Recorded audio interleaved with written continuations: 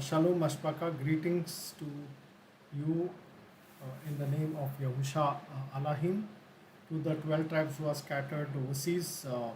This evening, I thought of just sharing with you, a few things that came to my mind and was laid upon my heart to share with you, which is related to, somewhat related to the previous study, which I recently made about 2 or 3 days back. Okay, so uh, in that study, in that video, I touch base upon that the apostles or the emissaries, all right, they did not go out to the pagans, all right, with the bashara.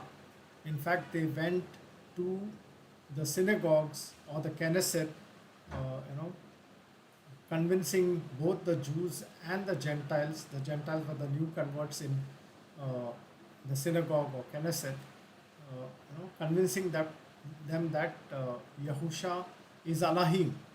Okay, and he, as was his custom, as I think Acts chapter 17, talks about, it was Shaul's custom to go on every Shabbat, all right, and he would reason with the Jews and the Gentiles in the synagogue, proving to them that Yahusha is the Mashiach and he is the Elohim. Okay, so the people who formed into the new covenant assembly, all right, were not from the pagan population. They were from the Judaic covenant, population that formed the assembly. Some of the synagogues, like I shared, the entire synagogues turned to Yahusha HaMashiach, like the Corinthian assembly. The ruler of that assembly of that synagogue was Crispus. I showed you, and how the entire synagogue turned to Yahusha HaMashiach. Now, the question arises. We see a 2000, almost a 2000 year gap. The people coming into the assemblies, and most of them forming into a Christian assembly. So the question arises today, when I am alive, I don't know what happened in history and from where those people came, into the remnant assemblies.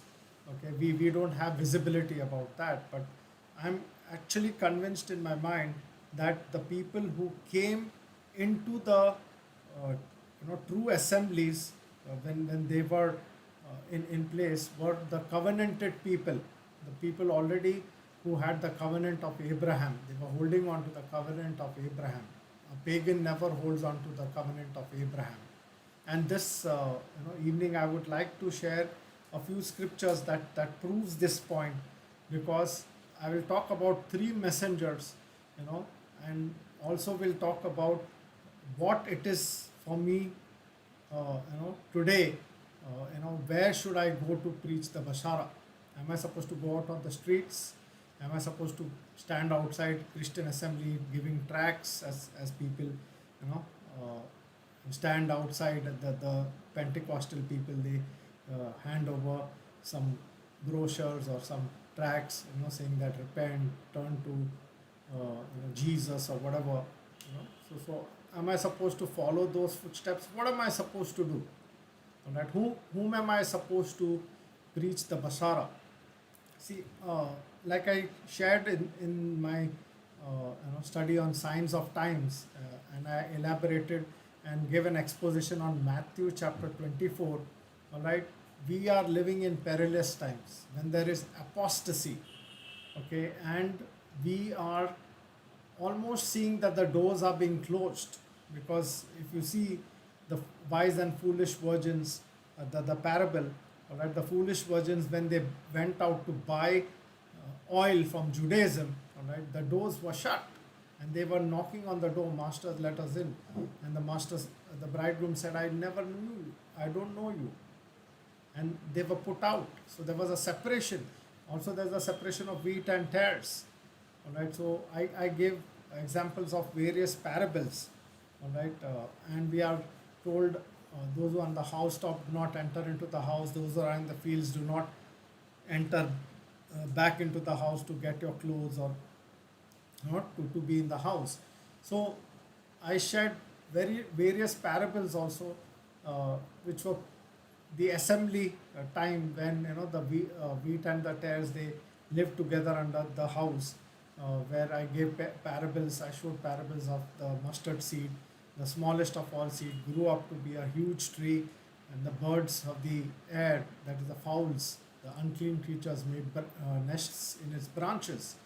Okay, then also showed you the parable of the woman taking leaven and mixing it in the dough and until the whole was leavened. So there were various parables that I covered on, and how the separation takes place, and once the separation takes place, what is in it for me in when I'm in the wilderness journey, right? The woman was fled to the wilderness for times dividing of time away from the face of the serpent. So this is where I need to find my calling and what am I supposed to do in order to help people come out, all right, into the wilderness journey, leaving their carnal or fleshly uh, nature that they have picked up from. So this is uh, an eye opener. Therefore, please bear with me. I will read out verse by verse. Let's turn to Revelation chapter 14, verses 6 to uh, 6 to 13. All right. So let's go verse by verse now to give you the context of Revelation chapter 14, verses 6. All right. The chapter begins with the 1,44,000. All right. Remember, I told you 12 into 12 into 1,000. The 1,000 number 1,000 is the complete number, all right, which talks about the completeness of Mashiach. And 12 tribes into 12 apostles into 1,000 is 1,44,000. The complete congregation, of the remnant, all right, in all ages. So this is what we need to firstly understand.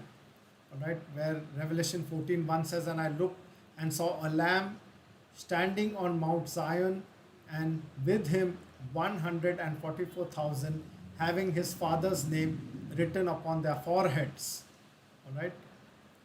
And verse 2, "And I heard a voice out of the heaven like the voice of many waters, and like the voice of a thunder, and I heard the sound of harpists playing their harps."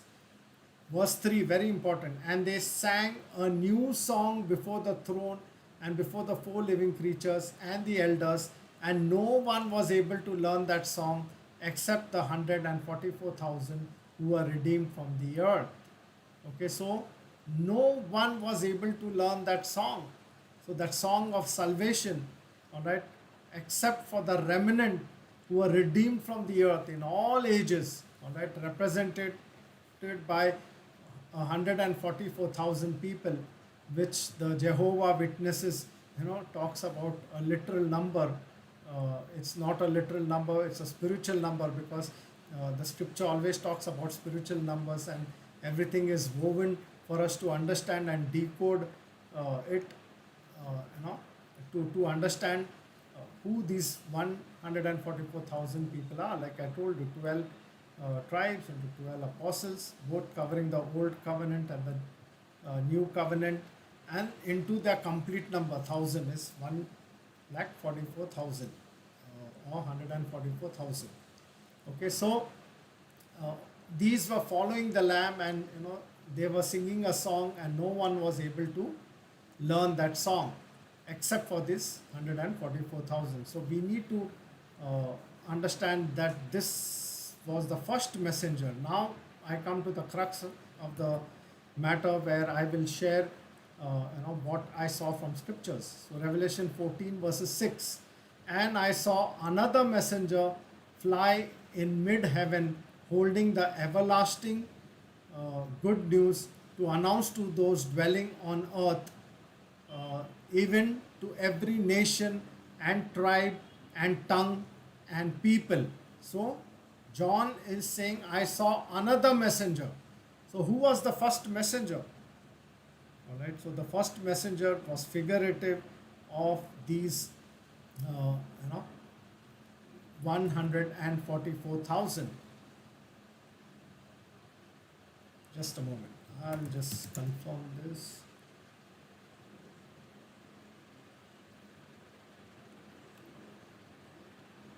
Okay, verse 6, and I saw.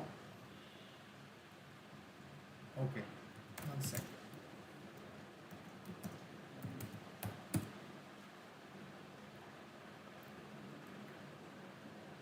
Yeah, so Revelation 14:6 says that I saw another messenger. Now, if you see the Hebrew word for another, the word for another means akar, which means one who follows, okay, one who comes afterwards, okay, and the Greek word for akar, equivalent Greek word is allos. Allos means else or more, okay, someone who is else than the first one, okay, so that's what it means. So the first one is a set of people, all right, who are shown as the remnant, and these messengers are not angelic beings, all right, because if you read the book of Revelation chapter 1, Yahusha has got 7 stars in his hand, the Kema and the Kesel, it says, and the messengers are the messengers to the assemblies. So the messages were to the messenger of the assembly. So that messenger is none other than we, okay, representing the remnant. So this is the first thing that we need to keep in mind. Okay, I'll read out Revelation chapter 1, okay, which says about the 7 messenger, 7 stars, okay.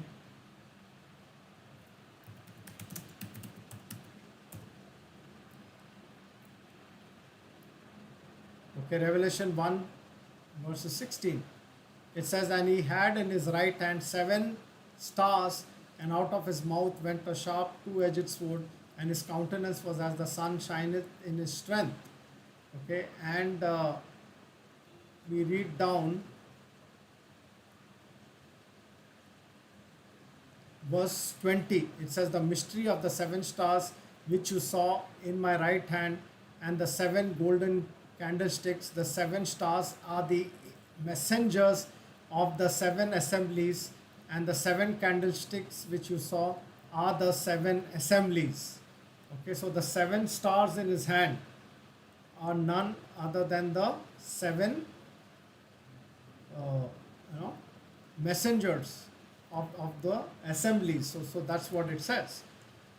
Okay, so this another messenger flying in mid-heaven, holding the everlasting good news or everlasting bashara. Now the Hebrew word for everlasting is olam, which means of ancient, right? And the Greek word is enos, 𝒮𝒃166, which means perpetual gospel or perpetual bashara since the world began.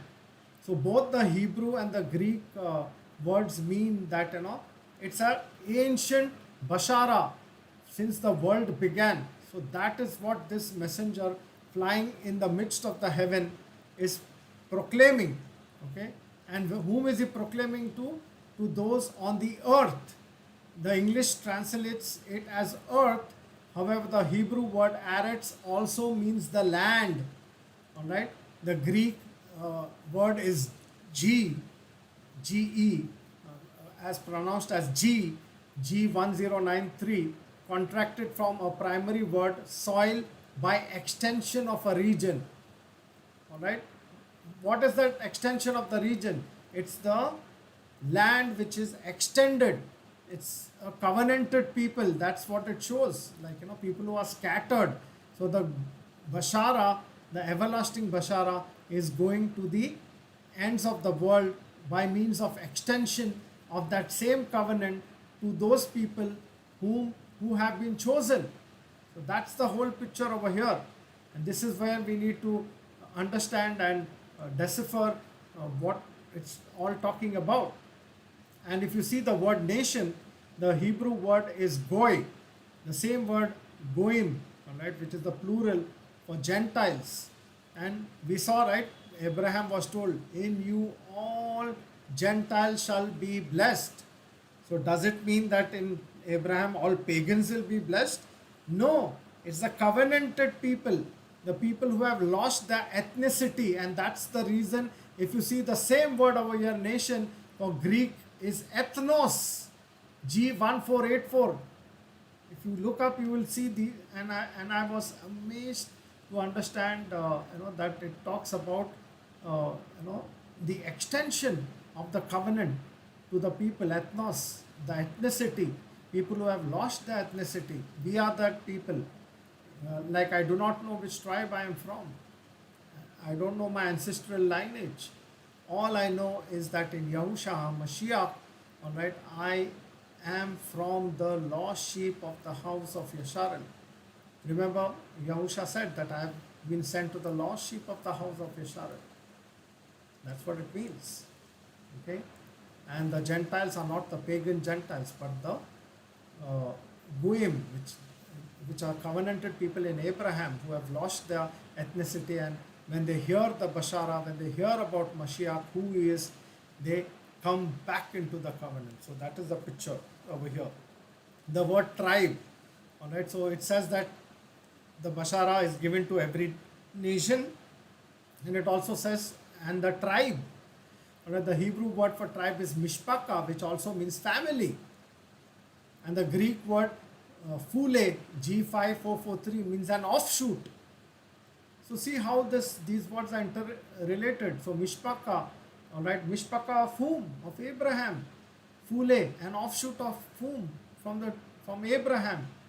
Abraham didn't know which tribe he was from, isn't it? The tribes came much later. The sons of Jacob, they formed the 12 tribes.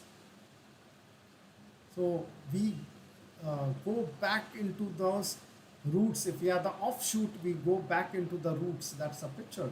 And the Basharah brings us back into the roots. And tongue and people. So people is arm, and tongue is a language. So it's going to different people of different languages. We know what happened on the day of Shavuot. All right, who were gathered over there? Were the pagans who came to Jerusalem to worship? No, they were the seed of Abraham who was scattered to the ends of the earth, and they were obeying Moses' Torah that 3 times a year every male had to appear before Elohim and not without a sacrifice. But were they saved? No, not until they heard the Basharah. And out of all those who came on that day of Shavuot, 3,000 souls were added, it says, when Kepha preached the Basharah. So they were of the seed of Abraham. So that's what we need to understand. So this another messenger, which is of the kind from the remnant, flying in mid-heaven. Heaven is a pattern, the heavenly pattern, holding the everlasting, of which means the ancient Basharah since the world began, the good news to announce to those dwelling on the earth. All right, earth, like I said, is the land or the Arets, by extension of a region to every nation. Goyim, all right, which is the Gentiles who are blessed in Abraham by believing. The ethnos, the one who had lost the ethnicity, now come back to the ethnos, to the roots of the belief. And tribe, mishpaka, which is the family, all right, an offshoot of that family, and tongue and people. So what a beautiful picture. So this is the messenger, going out, preaching to the people in the midst of the heavenly pattern. People who are claiming that they know Abraham and they are following, the Basharah. So who are they? Think about it. I'll come back to that. Verse 7, saying with a loud voice, fear Elohim and give esteem to him, because the hour of his judgment has come, and worship him who made the heaven and the earth and sea and fountains of water. Now please notice over here, it's very, very important. If you understand, it says, and worship him who made the heaven and the earth. See the order that has been placed, heaven and the earth. It does not say earth and the heaven. Not that Yahuwah Elohim didn't make the earth and the heaven. So here it is talking about the spiritual pattern. All right, so they are this messenger who's saying with a loud voice, okay, gadul, the Hebrew word for loud is gadul, kol, voice, the singular voice, gadul, kol, all right, proclaiming that you need to worship the one who made the heaven and the earth, all right, the spiritual pattern, the one who has transitioned everything into the spiritual pattern. You need to worship him. That's what it means. Because he himself transitioned, right? And the word for fountains, you will be amazed. I was amazed to look up the Hebrew word ma'ayin. All right, ayin. The word ayin is the eye, and it's as the eye of the ground. All right, the source of that water. Remember, I told you about Chaim Maim, all right, which is the living waters. He is the source. That's what it means. And the Greek word 𝒮𝒽, 𝒮𝒃, is the source of the supply of that water. So it says, worship him who made the heaven and the earth, means he transitioned everything into the spiritual pattern, and sea and fountains of water. So the fountains of water is the eye of the ground, the source of that water, of that living water. Is none other than Yahusha HaMashiach. Verse 8, then it says, another messenger followed him. Now this is very, very important. So till now we saw this messenger out of those 144,000 or 144,000 who sang a song which no man could ever learn that song except for them, and they are from the tribes of Yasharal, both the Old Testament as well as the New Testament. What are they talking about? They are talking about the transition. They are talking about an extension of that covenant. To whom? To the lost sheep of the house of Yasharal. So that's how the first, the second messenger, the another messenger went out with the BASHARAH talking about the transition. All right? And as many as believed, they transitioned, they came, all right, into the covenant of Abraham, all right, where they realized their ethnicity was lost, and now it's only by believing in Yahusha HaMashiach, all right, he will give me back my ethnicity, my bringing me back to the roots. Doesn't Yahusha say, I am the root and offspring of David? All right, the bright and morning star.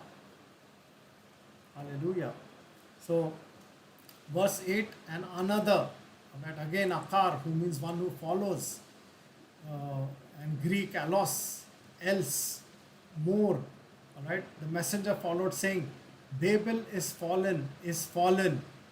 All right, so now the word for fallen in Hebrew is nafal. Okay, and twice, whenever anything is mentioned twice, I told you in scripture, verily, verily. All right, Babylon is fallen, is fallen. It is calling for a very important information that cannot be missed, and we need to understand what this word means. All right, so that's what it means. All right, pause, understand, ponder. That's what it means. It's fallen. It's fallen. So where has it fallen from? The Hebrew word nafal means to fall, right? But the Greek word peto, which is 𝒮𝒃, is a root word in petomai, which is 𝒮𝒃, which means to fly. So the picture is of a bird learning to fly. Its mother is teaching it to fly, but it can never fly. It flutters, goes up, and boom, it falls down. That's the picture. It cannot fly. So it's fallen. It's fallen. It means surely it is fallen. It's never going to rise up again. That's a picture over here, right? Flying and falling down. So someone who was in the covenant flew at a pace and fell down and could never rise again. That is, Babylon is fallen, is fallen. And it always, I've always been talking about the signs of the times. It talks about the Hebrew roots movement. It's the evidence is very clear, right in front of our eyes. And like I said, this is not a messenger from heaven. It is you and me who are preaching this Bashara, telling and warning people. The whole verse says, and another messenger followed, saying, Babylon is fallen, that great city, because she made all nations drink of the wine of the wrath of a whoring. All right. So, who makes all nations drink of the wine of the wrath of a whoring? What is the word for nations? Again, it's the word Gentile. So, are all Gentiles going to be blessed or come into the back to the ethnicity to Abraham? No. So, Hashatan works, even among people who have lost the ethnicity, and they come back with a deception, thinking that they have got back the ethnicity, and they proudly, say that I am from the tribe of Judah, I am from the tribe of Naphtali. Just they make some ancestral calendars, and they try to link their lineage to them, and they boast. I've seen many people on Facebook doing that. Right? But they are actually part of Babylon, because they do not understand anything about the covenant. Verse 9, and another third messenger followed them, saying with a loud voice, if anyone worships the beast and his image, and receives his mark upon his forehead and upon his hand, verse 10, he shall also drink of the wine of the wrath of Elohim, which is poured out undiluted into the cup of his wrath, and he shall be tortured with fire and sulfur before the set apart messengers and before the Lamb. Alright, so again, the same word akarai, the one who follows. The Greek word is akalothoi, which means to accompany. And somebody who accompanies the one proclaiming that Babylon is fallen, okay, and warns people not to worship the living creature or his image and receive his mark upon his forehead and upon his hand. Remember, in my previous study I spoke about 𝒮𝒃, right? So stigma is also a mark, okay, and that mark is of not, as people say, 666. All right, so the stigma is a mark of the living creature, that is alive, and that living creature is saying, see, I know Torah, I'm following Torah, I'm doing the 7 feasts, I'm doing I'm following the sun calendar or the moon calendar, and I'm saved, and I'm sanctified by doing these things. So that's what it means. So he's got a stigma, a scar of a wound which was healed, but was wounded, but was miraculously healed. That's what it means. And doesn't it say one of the heads of the living creature was wounded and it was miraculously healed? So what does that mean?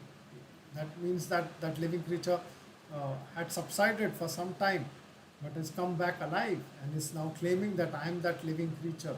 I am living. And he's trying to cling to Yahusha HaMashiach, doing the wrong things, doing the carnal things. So that's what it means. And who is this messenger who's proclaiming? He's warning people. He's warning this set of people. Come out of this system. Leave your assembly. Come out of this deception. Because if you are in it, you are actually worshipping Hashatan. You are taking his image on your forehead, right, and upon your hand. The hand talks about the will, and forehead talks about the mind. So the mindset is carnal, and the hand is the work. So beautiful if you understand the scriptures. And it says, Revelation 14:12, here is the endurance of the set apart ones. Here are those guarding the commands of Elohim and the belief of Yahusha. And verse 13 says, and I heard a voice out of the heaven saying to me, write, blessed are blessed are the dead who die in the Adon from now on. Yes, says the Ruach, in order uh, that they rest from their labors and their works follow with them. So you see, the messengers who are following one after the other, all right, is nothing but, we whose works follow with us in the Ruach, the work of the Ruach. So we are showing the impression of the Ruach on our hearts, all right, by warning people to come out of the carnal system where Shaitan is occupied. And this is the Bashara that we need to be preaching in our times. Not go out to the pagan world and tell them, that Yahusha has died for you, he has paid the price. They are not going to listen. It's not going to make an impact on them. But these people whom we have are going with the Bashara, they are definitely going to listen if they are the elect of Yahusha. And I have seen that fruit happening because I have gone out and I have many people who have turned to Yahusha HaMashiach come and they have come out of the carnal system. So I'm not saying that I have done it, but it is Yahusha's work. This is the Bashara he wants us to preach. And this is the warning that we need to give. And I can prove it to you. Let's turn to Yeshayahu or Isaiah chapter 52 verses 7 and 8. It says, how pleasant upon the mountains are the feet of him who bring good news, who proclaim peace and brings good news, who proclaims deliverance, who says to Sion, your Elohim reigns. Whom are they saying to? Who says to Sion? Does it say to pagan Gentiles? No. Your proclamation of deliverance, who proclaims deliverance, who says to Sion, your Elohim reigns. So that's how the feet of them are pleasant. It says how pleasant upon the mountains are the feet of him who brings good news, who proclaims shalom. Okay, and this good news of deliverance is brought to Sion, the covenanted ones who are claiming that they are in the covenant. We are warning them and we are saying your Elohim reigns. Right? And how he reigns in Yahusha Mashiach, that your transitioned Elohim, that's where we need to lead them to. Because once a person understands that Yahusha is Yahuwah in the transition form, that's it. Everything starts falling in place. Then you needn't even show them anything else. Once a person is convinced fully in his Ruach, when he understands who his Elohim is, the Ruach automatically brings him to the whole truth of the counsel. That's what happened with me. That's what happened with those who may be listening to this video and who have already transitioned. So you know what I'm talking about. Okay, verse 8, Isaiah 52:8, the voice of your watchmen, they shall lift up their voices. Together they shout for joy, because eye to eye they see the return of Yahuwah to Sion. What a beautiful, beautiful verse tied up to verse 7. It says, because eye to eye they shall see the return of Yahuwah to Sion. Remember I shared with you the fountain of waters, the word for fountain, ma'ayin, the source, the eye. So every eye to eye shall see the return of Yahuwah to Sion. Can the pagan world see this? No. The pagan one cannot see it. Only the covenanted ones who are chosen. That's where we need to go to. Okay? Now let's see the context of these verses which Saul uses. So this is also very interesting because Saul in Romans chapter 10, he's saying, whosoever shall call on the name of the Adon shall be saved, right? And then verse 15 he says, how shall they proclaim if they are not sent? As it has been written, how pleasant are the feet of those who bring the good news of peace, who bring the good news of the good. Right? He's quoting Isaiah chapter 52 verses 7. Okay, then verse 16 he says, however, not all obeyed the good news, for Isaiah says, Yahuwah, who has believed our report? And then he says, verse 17, so then belief comes by hearing, and hearing by the word of Elohim. He who has ears, let him hear. So not all ears will hear the word of Elohim. So belief comes by hearing, and hearing by the word of Elohim. So which means, that inner ear, the heart or the mind, all right, where the ear is to perceive and see that Yahuwah is returning to Zion, all right, in the person of Yahusha HaMashiach, the transition form, all right, that is the hearing, that is the seeing that it's talking about. Okay, now this is very interesting. Verse 18, it says, but I asked, did they not hear? Yes, indeed. Their voice went out to all the earth, and their words to the ends of the world. Psalms chapter 19, verses 4. So, Shaul the emissary is quoting Psalms chapter 19, verses 4 by saying that, but I asked, did they not hear? Yes, indeed, they heard. Their voice went out to all the earth, and their words to the end of the world. So that means, when the Basharah was preached, they all heard it with their physical ears. Yes, indeed, that's what it's saying. And then he's quoting Psalms chapter 19, verses 4.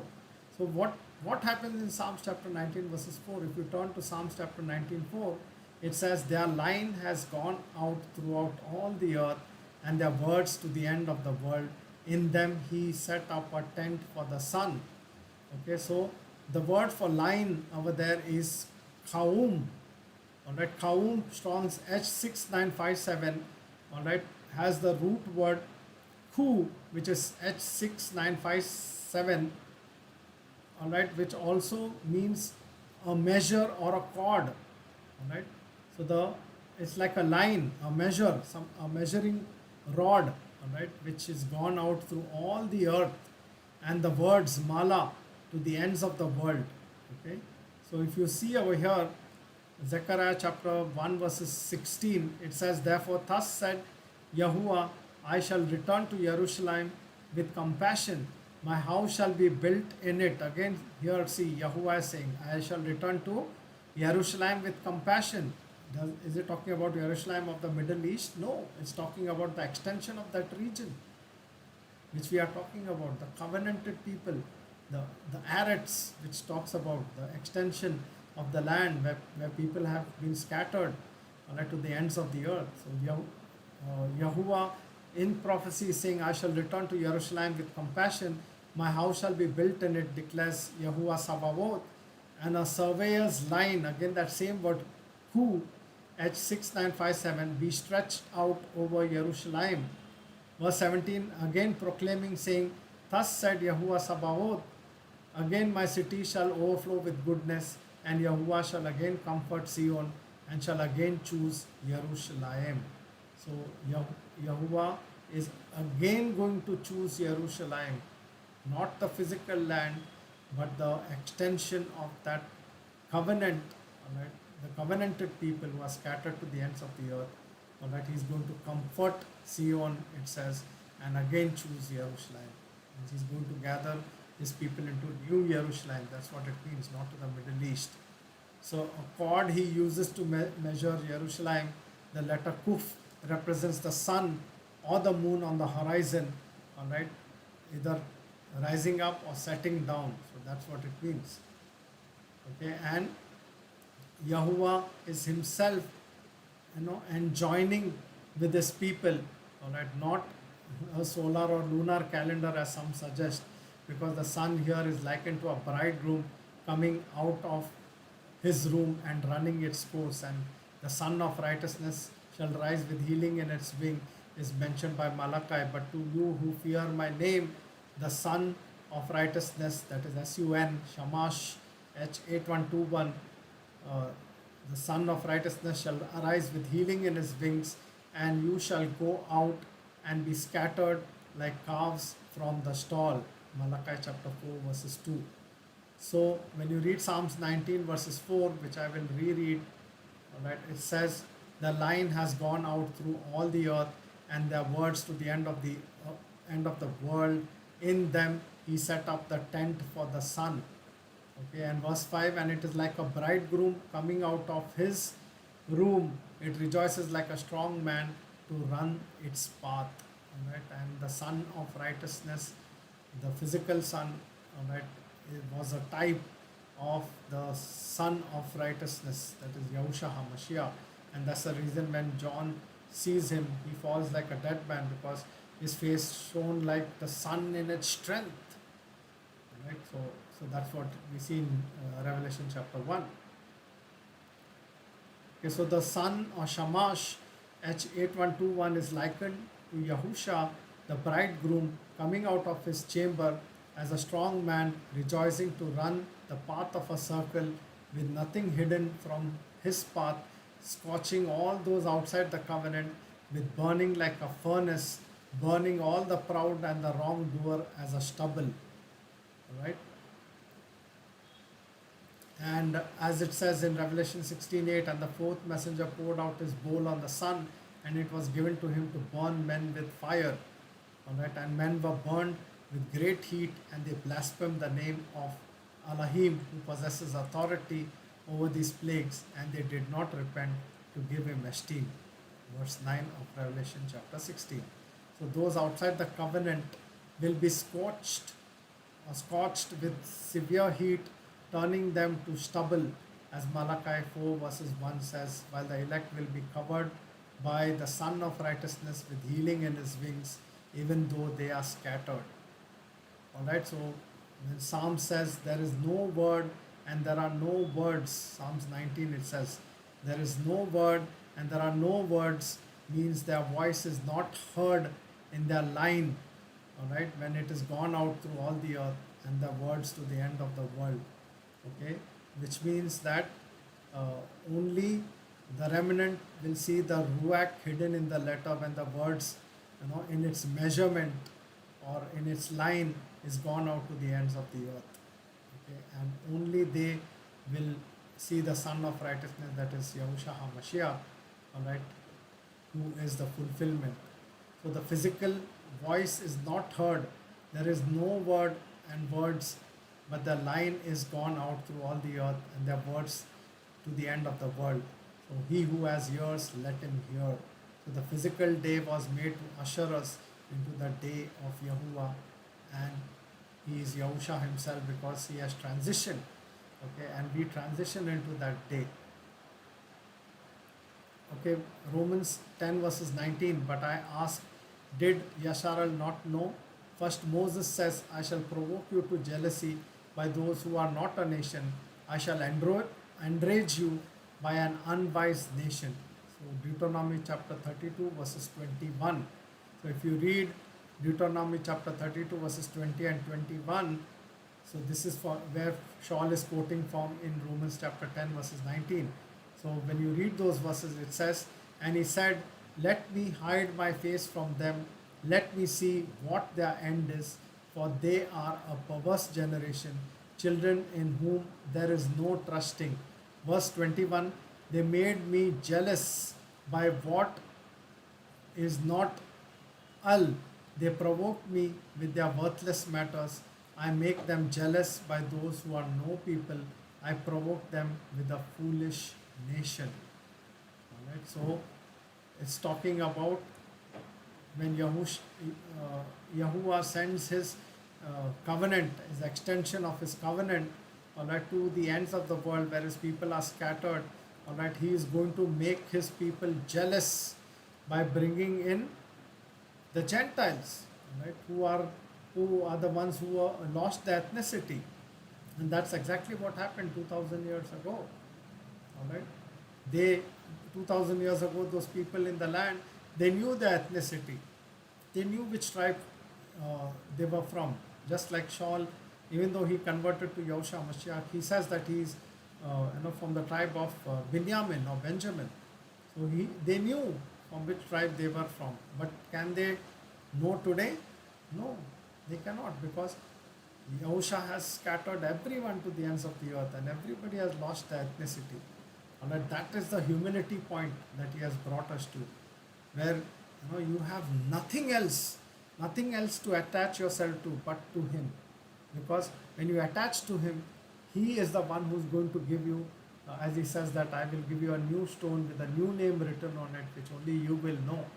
So he will give you back your ethnicity on the last day when he will appear. We will know from which tribe we are from, because we are the lost sheep of the house of Yahusha, and that's exactly where we need to go to preach the Basharah. In Romans 10:20, and Isaiah boldly says, I was found by those not seeking me, I was made manifest to those not asking for me. Again, Shaul is quoting from Isaiah chapter 65, verses 1 and 2. And let's read those verses. I have to let myself be inquired of, not by those who asked. I was found not by those who sought me. I said, here I am to a nation not calling on my name.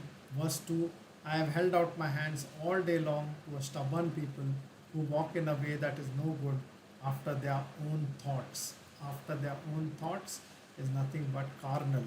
So these messengers, all right, who are flying in the midst of the heaven, preaching the everlasting Basharah, all right, which is the Basharah from since the world began, all right, are none other than you and me. And where are we supposed to go? To the covenanted people, to those who are saying that they belong to Yahuwah or to Yahusha, okay, and that's where we need to go. That's where we need to warn and bring them out of that system. So that is the need of the hour that we are in. I pray that we be able to understand and discern, all right, just as the apostles, they were able to discern. They didn't go out onto the roads. They went over to the cities of Yasharel, obeying what Yahusha said. You would have not gone over the cities of Yasharel till I come. So they understood it in the Ruach that the cities of Yasharel is the extension of the covenant, which is the people who are scattered to the ends of the world. And that's why they went to the synagogues, because that's where they gathered. That's the truth, beloved. I believe you would understand what I'm trying to say, okay, and you preach the Basharah to those people by warning them that Babylon is fallen, and warning them that if anyone worships the beast, that is the living creature, or his image, and receives his mark upon his forehead or upon his hand, all right, he will drink from the cup of the wrath of Elohim, all right, and if you I'm sure you will come across people who are covenanted or remnant, whose hearts will immediately open up and they will turn to Yahusha Mashiach. We need to bring the Basharah in the right perspective. So I thought I will share this with evidence from scriptures. Right? Yahusha Barak you. Hallelujah.